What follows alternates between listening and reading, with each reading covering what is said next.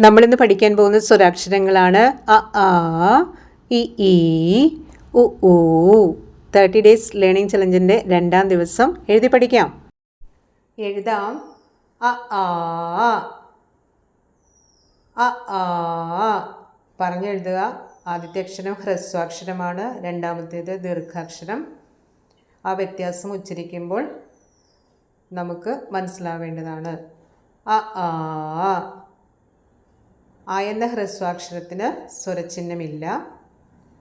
ദീർഘാക്ഷരമായ ആയുടെ സ്വരചിഹ്നം ദീർഘം. പറയൂ. അ ആ അ ആ. അടുത്ത അക്ഷരം ഇ ഈ. പറയുക. ഇ ഈ. പറഞ്ഞു വേണം ബുക്കിലേക്ക് എഴുതാൻ. ഇ ഈ ഇ ഈ.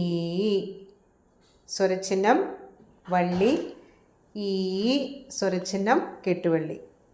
ഇ ഈ ഇ ഈ.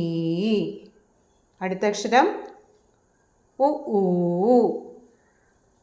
എഴുതുമ്പോൾ പറയുക ഉ ഊ. എങ്ങനെയാണ്? ഉ ഊ.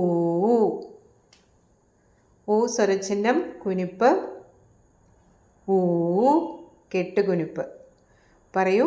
ഉ ഊ ഉ ഊ. നമ്മളിപ്പോൾ പഠിച്ചത് സ്വരാക്ഷരങ്ങൾ, അതായത് വൗവൽസ് ആണ്.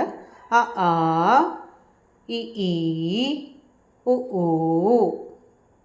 എങ്ങനെയാണ് 2 ലൈനിൽ ഈ അക്ഷരങ്ങൾ എഴുതേണ്ടതെന്ന് കാണിച്ചിട്ടുണ്ട്. നിങ്ങൾ എഴുതി പഠിക്കാൻ 2 ലൈൻ ബുക്ക് വാങ്ങുക.